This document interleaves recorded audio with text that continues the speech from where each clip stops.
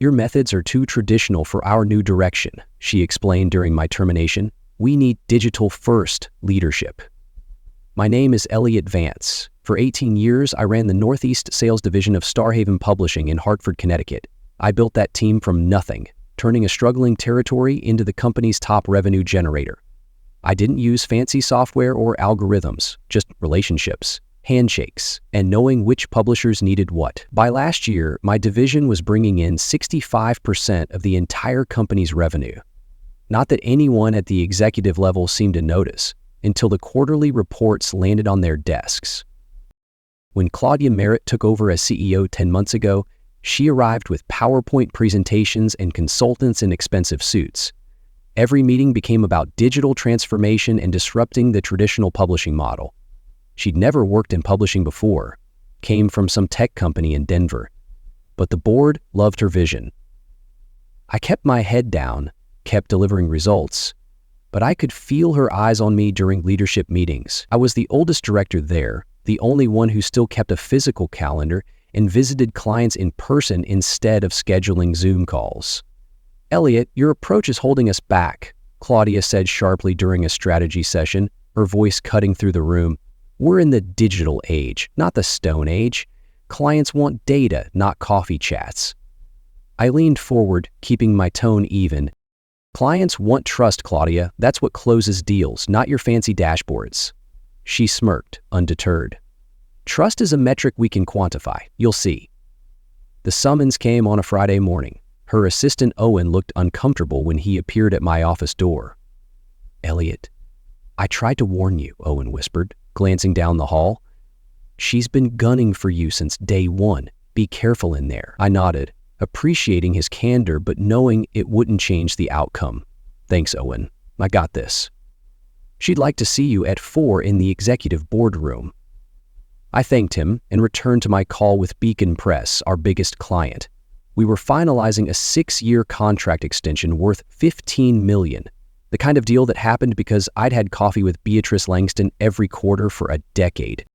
The boardroom had been redesigned since Claudia arrived. Glass walls, minimalist furniture, a massive digital display where the traditional conference table used to be. 3 people waited: Claudia, Owen, and someone from Human Resources I didn't recognize. I knew before she spoke. "Elliot, thank you for everything you've done for Starhaven," she began, hands clasped on the table. "But we've decided to move in a different direction with leadership." I listened quietly as she explained how my methods were outdated, how they needed someone more aligned with their digital-first approach, someone younger, though she carefully avoided saying that part out loud. "You're making a mistake, Claudia," I said, my voice calm but firm. "You think algorithms can replace relationships? You're about to lose half your revenue." Her eyes narrowed. "We'll take that risk, Elliot. Progress isn't personal." I thanked her for the opportunity, shook her hand, and walked out without arguing. 18 years ended in an 18-minute meeting. What Claudia didn't understand was that in publishing, especially with the old established houses that made up 85% of our business, trust wasn't built through algorithms or email campaigns. I cleared out my desk while the rest of the team was at lunch. No goodbyes, no scene, just quiet dignity. But when I got to my car, I sat there for a long time staring at my phone. 5 missed calls from Beatrice Langston she'd heard already. As I started the engine, my phone buzzed again. It was Lillian, my wife. "Elliot, Beatrice just called me," she said, her voice tight with worry. "They fired you? After everything you've done?" I gripped the steering wheel. "They did, Lil, but I'm not done yet. Not by a long shot." I started at Starhaven Publishing back when it was still called New England Literary Collective. Small operation then, just 25 employees and a handful of regional clients. I'd come from Ivywood Books after they were bought out by one of the big Boston houses. I'd walked away from a corner office and a low 6-figure salary because I hated what corporate publishing was doing to the industry. Evelyn Starhaven hired me personally. "We don't need someone who can crunch numbers," she'd said. "We need someone who understands that books are still made by people who care about what's between the covers." For the first 6 years, I rebuilt the division from scratch. Put 80,000 miles on my car, visiting every independent publisher between Maine and New York. I knew the names of their spouses, their kids. I went to weddings, funerals, retirement parties. Not because it was strategic, because that's who we were. By the time Evelyn retired and her son Theodore took over, we'd grown 450%. Theodore understood the business, even if he was more interested in the numbers than his mother had been. He left me alone to run things my way. During one of our last meetings, Theodore pulled me aside. "Elliot, they're coming for the old guard," he warned, his voice heavy. "The board wants flash, not substance. Watch your back." I brushed it off then, but now his words haunted me. 4 years ago, when the board started talking about bringing in outside leadership to modernize operations, Theodore fought them, but when cancer took him last year at 60, there was no one left to defend the old ways. The cracks started appearing before Claudia was even hired. Board meetings where the word antiquated kept coming up. Questions about why our team hadn't leveraged social media or implemented CRM optimization. Miles, my assistant director, who I'd been grooming to take over one day, started getting invitations to strategy meetings I wasn't included in. He'd report back, uncomfortable with his new position as messenger. "They're sidelining you, Elliot," Miles confided one evening over drinks. "Claudia called your methods relics in a closed session. They're planning to replace you with a digital hotshot." I swirled my whiskey, masking my unease. "Let them try, Miles. Clients don't sign contracts with algorithms. They're talking about restructuring," he'd told me 10 months ago. "Creating a digital sales team separate from traditional channels." I should have seen it coming. Should have noticed when they hired 5 new digital engagement specialists and put them on my team without consulting me, or when they started reassigning my long-term clients to the new team without explanation. Beatrice Langston had called me personally when they took her account away from me.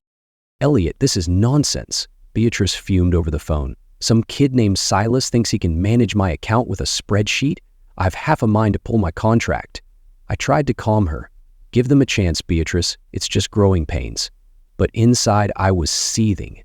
"Some kid called me today," she'd said. "Told me he was my new account manager. Said they were streamlining their customer interface or some nonsense." "What's going on over there, Elliot?" "Just some reorganization," I told her. "Nothing to worry about." But I was worried.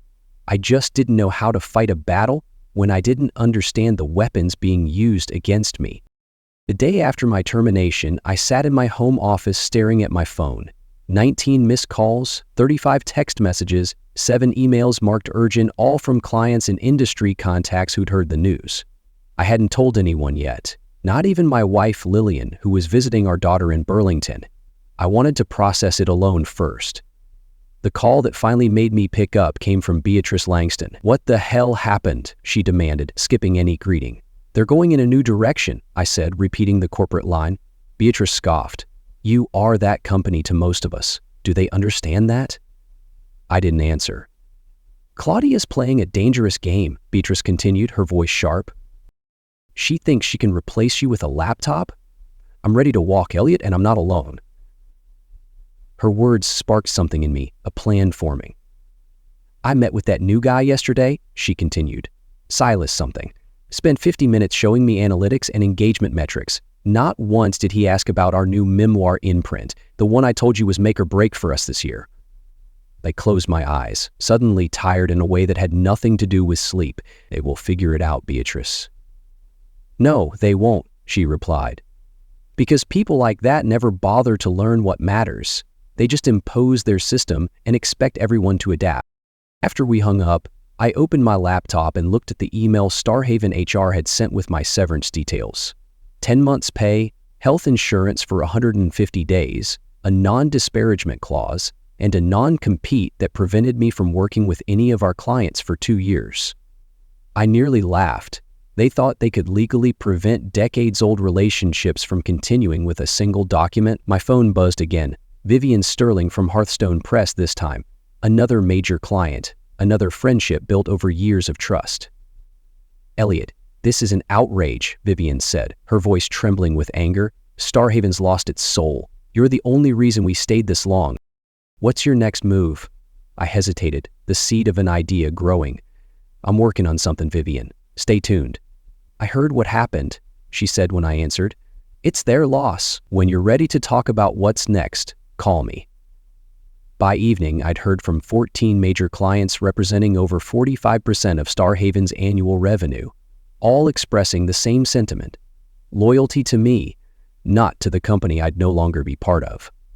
I sat in my backyard as the sun set, nursing a whiskey and turning over an idea that had started as a tiny seed that morning but had grown with each conversation. They discarded me because my methods didn't fit their shiny new digital strategy, because I built relationships instead of analyzing data, because my client book was filled with handwritten notes instead of CRM entries. But what if those outdated methods were exactly what those clients valued? What if the very thing Claudia Merritt saw as my weakness was actually my greatest strength? I pulled out my phone and made a call to my attorney, Gideon Holt. "Gideon, they think they can bury me," I said, my voice steady but fierce. "But I'm about to turn their game upside down." "Can you check a non-compete for me?" He chuckled. "They fired you and expect you to roll over? Let's make them regret it." "Gideon, I need you to look at something for me." "A non-compete clause." "They let you go?" he asked, surprised. "They did, and I think it might be the best thing that's ever happened to me." I didn't want revenge. I just wanted to keep doing what I'd always done, helping publishers connect with the right partners. And if Starhaven no longer valued that service, there were plenty of others who did. That night, for the first time since the termination meeting, I slept soundly. 2 weeks after my termination, I met with Gideon in his downtown office. He'd reviewed my non-compete agreement and had news I didn't expect. "It's essentially unenforceable," he said, sliding the document across his desk. "They made a crucial mistake. The scope is too broad, the duration too long, and most importantly, they can't prevent you from using general knowledge and skills in your industry." "So I can fight back?" I asked, leaning forward. Gideon nodded, a glint in his eye. "Oh, you can do more than fight, Elliot. You can build something they'll wish they never pushed you to create." "So I could start my own consulting firm?" I asked. "You could," Gideon nodded. "But there's a catch. They'll still sue you if you try. Even if they ultimately lose, they can make the process expensive and painful." I considered this. Starhaven had deep pockets and a board that wouldn't hesitate to use them against a perceived threat. "What if I don't approach any clients directly?" I asked.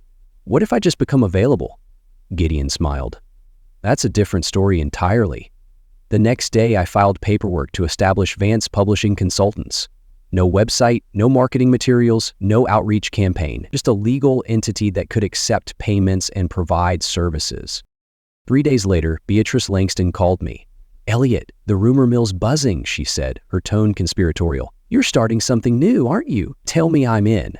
I laughed, her enthusiasm infectious. "I'm thinking bigger than consulting, Beatrice. A collective. Publishers working together. No corporate nonsense. You interested?" "Interested? I'm ready to sign today." "I hear you've set up shop," she said without preamble. "News travels fast," I replied. "In this business, like wildfire. Listen, I need help with our spring catalog strategy. Starhaven's new team is pushing us toward niche literary markets, but my instinct says we should double down on our memoir series. I need someone who understands both the numbers and the readers." "I'm still figuring out my next steps, Beatrice." $18,000 for 3 months of strategic guidance, she countered. "No direct competition with Starhaven Services, just helping us make good decisions." It was a generous offer and carefully structured to avoid direct conflict with my non-compete. But still, I hesitated. "I need to think about it." "Don't think too long," Beatrice said. "We're making decisions next week." After hanging up, I received an unexpected call from Miles, my former assistant director. "Elliot, I'm in over my head," Miles said, his voice strained. "Claudia's got me on a leash, and the clients hate the new team. I heard you're planning something. Please, tell me there's a way out." I paused, weighing my response. "Meet me tomorrow, Miles. We'll figure this out." "Can we meet?" he asked, his voice hushed. "Not at the office. Someplace quiet."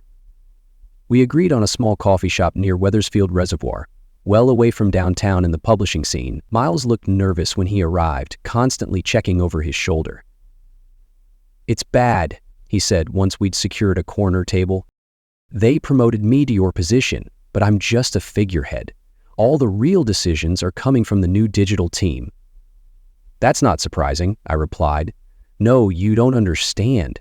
They're systematically dismantling everything you built. They've reassigned all your major accounts to the digital team. They're implementing a mandatory CRM system that none of the older sales reps can navigate. 3 people have quit already. I took a sip of my coffee, keeping my expression neutral. And the clients? I asked. Miles glanced around again before leaning in. They're furious. Hearthstone is threatening to walk. Beatrice Langston hasn't returned calls in a week. The quarterly projections are catastrophic, and Claudia's blaming the transition, saying it's expected turbulence. He hesitated. But there's more. They're watching you. Legal had a meeting about your non-compete yesterday. They're concerned you might poach clients. Now, I understood his paranoia. He was risking his new position to warn me. They're scared, Miles, I said, my voice low. They know they're losing control. You don't have to stay in that mess. His eyes widened. You're something big? I nodded. Bigger than they can handle. Thanks for telling me this, Miles. He nodded, then slid an envelope across the table. Client contact list, updated with personal emails and cell numbers. He stood to leave. I didn't give you this, and we never met today. After he left, I sat for a long time, turning the envelope over in my hands. Using this information would be exactly what Starhaven feared and expected. It would justify legal action against me, possibly even against Miles. They'd set a trap, anticipating my next move, which meant I needed to make a different one entirely. I left the envelope on the table, untouched, when I walked out. A month passed. I hadn't contacted any Starhaven clients, despite daily calls from publishers asking for help. I deflected politely, citing professional considerations. The non-compete might be flawed, but I wasn't ready to test its limits. Instead, I focused on industry contacts outside Starhaven's client list. Small independent publishers, university presses, literary agents looking for guidance, work that wouldn't trigger legal issues but would keep me engaged in the field I loved. Then came the invitation I hadn't expected. Roland Whitaker, chairman of Starhaven's board, asked to meet privately, not at the office, at his club downtown. I accepted out of curiosity more than anything else. The Hartford Gentlemen's Association was all dark wood and whispered conversations. Roland, 72 and silver-haled, waited in a private room with 2 tumblers of bourbon already poured. Elliot, you're a hard man to replace, Roland said, his tone almost regretful. Claudia's tanking the company. We need you back. Yesterday. I raised an eyebrow. You approved my firing, Roland. Why the change of heart? He sighed, swirling his drink. We didn't approve it. Claudia went rogue. Now we're paying the price. Thank you for coming, Elliot, he said, gesturing to the chair opposite his. I imagine you're wondering why I wanted to meet. The thought had crossed my mind. He pushed one of the glasses toward me. Things at Starhaven aren't going as expected. I took a small sip, saying nothing. Revenue is down 38% this quarter, Roland continued. Client retention has fallen to its lowest point in company history. The digital initiative that was supposed to transform our business model has instead alienated our core client base. That's unfortunate, I replied neutrally. Roland studied me. You don't seem surprised. Publishing is a relationship business, always has been. So, I'm learning. He leaned forward. The board is concerned about Claudia's leadership. Her strategies may have worked in tech, but publishing operates differently. Why are you telling me this? Because we'd like you to come back. As Chief Revenue Officer, above Claudia in the hierarchy, I stared at him, processing the offer. You want me to clean up her mess? I said, my voice cold. And what happens when she fights back? You'll throw me under the bus again? Roland flinched. We'll protect you, Elliot. You have my word. I laughed softly. Your word didn't save me last time. What about my replacement? Miles is a good man, but he doesn't have your client relationships or industry knowledge. And Claudia, she'd accept this arrangement. Roland's expression hardened. She'd have no choice. The pieces suddenly fit together. This isn't about this quarter's revenue, is it? This has been building for longer. Roland sighed, the facade cracking. Claudia was Theodora's hire. His last major decision before his illness became unmanageable. The board had reservations, but we deferred to him out of respect. After he passed, we gave her the opportunity to prove herself. She hasn't, and your termination was not approved by the board. We were informed after the fact, as were several other significant organizational changes. I sat back, understanding the full picture. Now Claudia had been clearing out Theodore's people, replacing them with her own. My dismissal wasn't about digital transformation. It was about removing anyone loyal to the previous leadership. The offer is generous, Roland continued. Double your previous salary, full control of sales and client relationships, and the board's full backing to rebuild your team. It was everything I should have wanted: vindication, power, security. I need time to consider, I said. Of course, but don't take too long. The situation is deteriorating rapidly. As I left the club, my phone buzzed with a text from Lillian. Beatrice says Claudia's panicking. Clients are leaving. You're shaking them up, Elliot. I smiled, feeling the tide turning. On the drive home, I turned the conversation over in my mind. The board hadn't just realized they'd made a mistake with my termination. They'd known it was wrong from the beginning, but had lacked the courage to stop it. Now that it was affecting their bottom line, suddenly they wanted me back. And there was something else, something Roland hadn't said explicitly, but I'd understood anyway. They wanted me to be the hatchet man, to come back and dismantle everything Claudia had built, and eventually Claudia herself. They didn't want me for my relationship skills. They wanted me for my client list and the loyalty that came with it. The realization didn't make me angry. It made me certain about what I needed to do next. I declined Roland's offer the next morning with a brief, polite email. His response came within minutes, an offer to increase the compensation package further. I didn't reply. Instead, I made 3 phone calls. The first was to Beatrice Langston. Elliot, you're killing them, Beatrice said, laughing. Starhaven's a mess. Ready to make it official with this collective of yours? I grinned. You're in, Beatrice. Let's build something they can't touch. I'm ready to discuss that consulting arrangement, I told her. But I'd like to suggest a different approach.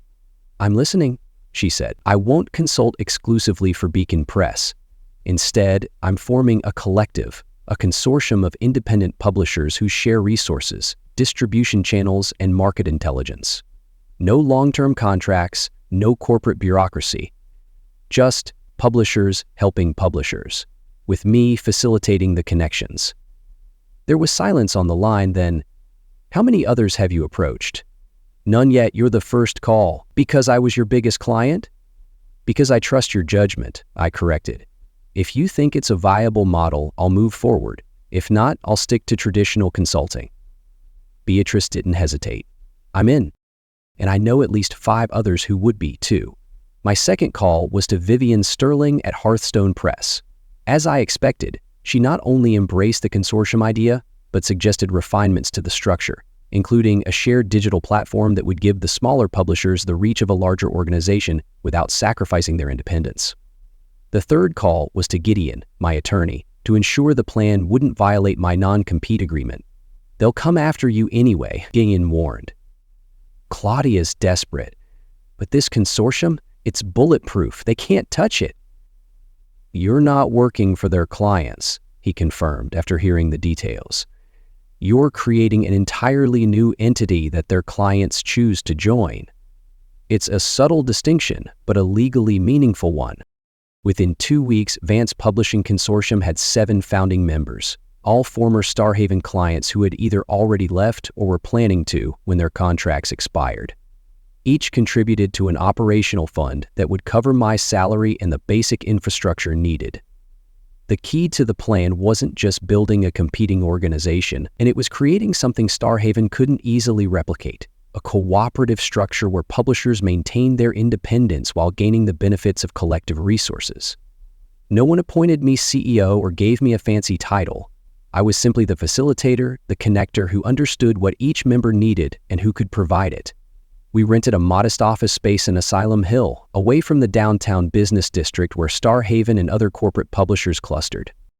I hired 2 staff members, a recent college graduate to handle communications and social media, and a veteran publishing operations manager who had recently retired but wasn't ready to stop working entirely. Word spread quickly through the close-knit publishing community. By the end of the first month, 3 more publishers had joined the consortium. By the end of the second, we had to expand to larger offices. I was careful never to directly solicit Starhaven's clients. I didn't need to. They came to us, drawn by the success stories they were hearing and the frustrations they were experiencing with the digital-first approach that ignored the personal relationships at the heart of publishing. Miles called one evening in late November, 2 months after we'd launched. "Claudia's losing it," he said, his voice urgent. "She knows you're behind the client exodus. She's threatening to sue you into oblivion." I leaned back in my chair. "Let her try, Miles. She's got nothing. You ready to jump ship?" He exhaled sharply. "I'm ready, Elliot. I can't do this anymore." "They know what you're doing," he said without preamble. "Claudia's furious. She's talking about legal action." "We haven't violated any agreements," I replied calmly. "That won't stop her from trying." He paused. "There's a board meeting tomorrow. Quarterly results. It's going to be ugly." "That's not my concern anymore, Miles." "I know," he hesitated, "but I thought you should know, and I wanted to ask, is there room for one more at your new venture? I've reached my breaking point here." I smiled to myself. Everything was proceeding exactly as I'd anticipated, not because I was seeking revenge, but because I understood the industry in a way Claudia never would. "Come by the office tomorrow," I told him. "We'll talk." The quarterly earnings call in December told the story. Numbers never lie. Starhaven Publishing reported a 45% drop in revenue compared to the same quarter the previous year. Their stock dropped 17% in a single day. I didn't listen to the call myself. I was in a strategy meeting with 15 consortium members, planning our collective approach to the upcoming industry conference in Boston, but Beatrice texted me the highlights. Claudia blaming market disruption and transitional challenges, no mention of the elephant in the room, that their biggest clients had jumped ship. Later that evening, Lillian joined me at the office, her eyes gleaming with pride. "You're tearing them apart, Elliot," she said, kissing my cheek. "Claudia's finished, and she knows it." I squeezed her hand. "This isn't about her, Lil. It's about doing what's right." Later that afternoon, my phone rang with a number I didn't recognize. "Is this Elliot Vance?" a woman's voice asked. "This is Eleanor Caldwell from the Starhaven Board of Directors." Her tone was clipped, formal. "I'm calling to inform you that we've voted to waive your non-compete agreement, effective immediately. We've also authorized our legal team to prepare a cease and desist regarding what we consider to be interference with our client relationships." I waited, letting the silence stretch. "You're bluffing, Eleanor," I said, my voice steady. "You've lost your clients because you lost their trust. Sue me and I'll make sure every publisher in the country knows why they left. Do you have any response, Mr. Vance?" "Just one question," I said finally. "Have you spoken with your clients directly? Not through account managers or satisfaction surveys, actually sat down with Beatrice Langston or Vivian Sterling and asked why they left?" "That's not relevant to—" "It's the only thing that's relevant," I interrupted. "They didn't leave because I started something new. They left because Starhaven stopped valuing what mattered to them." "The board meeting is still in session," she said after a moment. "Perhaps you'd care to join us and explain your perspective directly." "I appreciate the invitation, but I'm in the middle of my own meeting, with 15 publishers who've chosen a different path." She was silent for so long I thought the call had dropped. "I see," she said finally, and hung up. The cease and desist never arrived. 3 days later, the business section of the Hartford Courant ran the headline, "Starhaven CEO steps down amid financial turbulence." 6 months after starting the Vance Publishing Consortium, we moved into permanent offices in a renovated warehouse in West End. 23 member publishers now, with a waiting list of others wanting to join. We'd expanded beyond Connecticut to include small and mid-sized publishers throughout the Northeast. The industry had taken notice. We'd been featured in Publishers Weekly and the New York Times business section. "The relationship revolution in publishing," one headline called it. I hadn't set out to create a movement, just to preserve what I knew worked. But sometimes the old ways become revolutionary again when people remember why they mattered in the first place. Roland Whitaker called on a Thursday morning. Starhaven had a new CEO now, promoted from within, someone who'd been with the company for decades. "Elliot, we underestimated you," Roland admitted, his voice weary. "Claudia's gone, but the damage is done. Join us as a partner and we'll rebuild together." I leaned back, savoring the moment. "Too late, Roland. We've built something better without you. We'd like to discuss the possibility of Starhaven joining your consortium," he said. No preamble. I smiled to myself. That's not how it works, Roland. We're not acquiring members of your size. Perhaps a partnership arrangement then. I'll bring it to our leadership council, I told him, though I already knew what the answer would be. The publishers who joined us had done so precisely to escape the corporate approach Starhaven represented. After hanging up, I walked through our open office space. No executive suite for me, just a desk among the others, where I could be part of the daily conversations that kept us connected to what mattered. Miles looked up from his workstation. Starhaven's begging now? He asked, grinning. They're done, Elliot. You won. I shook my head. It's not about winning, Miles. It's about building something real. Everything okay? Just fine, I nodded. Starhaven wants to join the consortium. He laughed. Talk about coming full circle. Later that afternoon, I drove to Wethersfield Reservoir and sat by the water, the same spot where I used to come to think when problems at Starhaven seemed overwhelming. But today, there were no problems to solve. Just a quiet satisfaction in knowing that what I'd built would last, not because it was revolutionary or disruptive, but because it was built on something that never really changes. People trusting people who've earned it. Sometimes getting fired is the best thing that can happen to you, not because it leads to revenge, but because it forces you to build something more authentic than what you left behind.